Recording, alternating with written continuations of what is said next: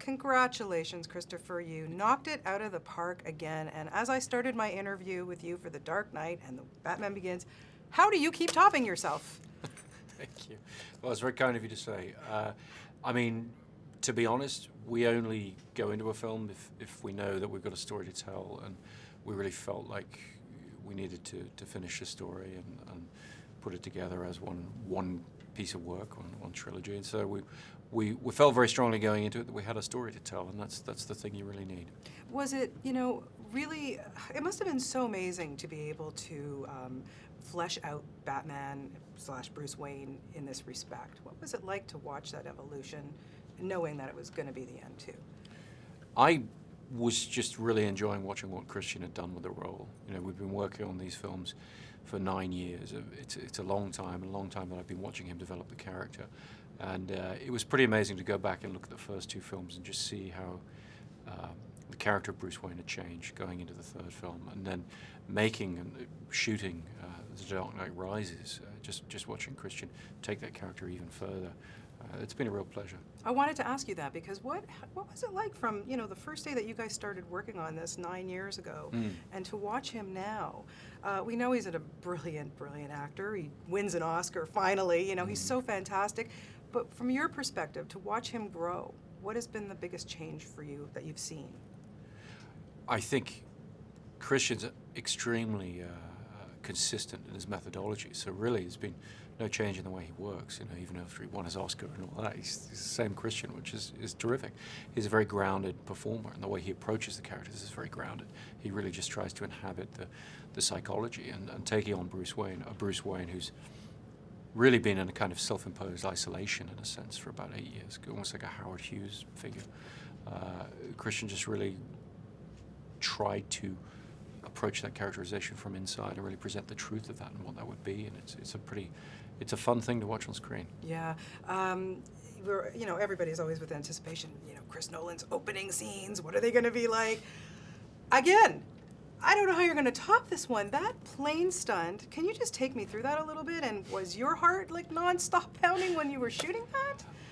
It was pretty intense to shoot. We tried to do as much of it in camera as possible, and so we were up in helicopters filming a fuselage of a plane hanging from a heavy lift helicopter, and stunt guys on the side of it and everything. I found it pretty thrilling, actually, and it's one of the great privileges of my job, really, that you get to sit there with your writing partners and come up with something outlandish, and then spend months planning it with great stunt coordinators, special effects guys, and everything, and then you actually get to go up in a helicopter and see these amazing things take place in front of you. It's a joy. Were any mishaps, or I hope not, but that's pretty dangerous, my friend. Well, it looks very dangerous, but an enormous amount of planning and care goes into choosing the right people to do it, who have the right skills and are trained correctly, and very methodical, slow planning. And those guys were up there in Scotland, where we shot the sequence for many months, just figuring it all out in a very calm way, and so the shoot went very smoothly. We were finished a week early, I think, because it just came together very well, and that's a lot of very talented people working for a long time. Yeah. Okay, so let's talk about the new people in your stable here. Let's start with Anne Hathaway, who was just, oh God, was she good. Yeah. Tell me about, maybe her audition, or what was it about her that you thought, yeah, she's gonna be a great Catwoman? I didn't really approach it from saying, okay, who's going to make a great Catwoman? It was really about, what's Anne going to bring to the character of Selina Kyle. For me, approaching these icons, and this was true of Batman with Christian, it was true of the Joker with Heath, and it's very true of Catwoman with Anne. You can't approach the icon head on. It's too daunting. It's more a question of, okay, who would this person be in real life, in our world, where we're trying to be a bit more grounded with things? How do we approach the icon from the ground up? How do we say, okay, what's the real character? What's going on in her head? And Anne is such a talented actor. She's also a great performer, if you like. She's got those two sides, so she can portray the interior life of the character with great authenticity and relatability. But she can also be very expressive and inhabit a larger-than-life character. And obviously Selina, Catwoman, she's both those things, and Anne brings it together really beautifully. Yeah, what was the reaction when she first walked out on set with that Catwoman outfit on?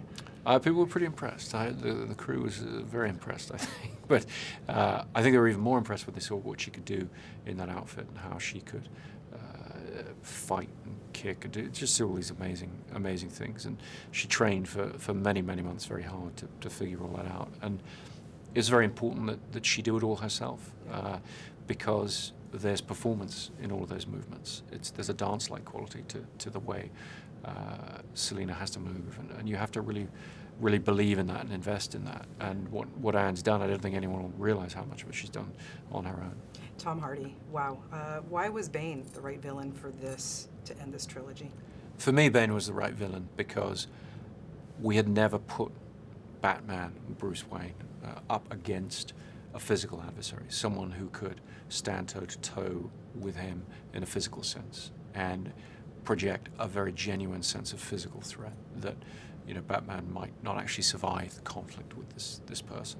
And Bane really presented that opportunity. And, when I thought about who could play that threatening a character using only his eyes and his voice, Tom, who I'd just worked with on Inception, seemed the natural choice. And It was very exciting when he said he would do it. It was exciting watching the fighter go against the warrior.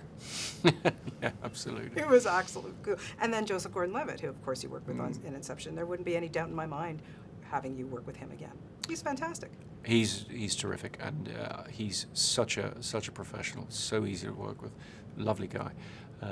But more important than any of that, just an incredible talent. And when you work with somebody as talented as Joe or Tom, you want to repeat that experience. And that's why I worked with Christian on 4 different films. I worked with Michael Caine on 5 different films. You really, in a selfish way, when you work with talented people, you just want to keep using them, keep bringing them into things. Yeah, we know how brilliant you are in the dramas and the thrillers that you bring us, but I would like to see a Christopher Nolan romantic comedy. Do you think you have one in your back pocket?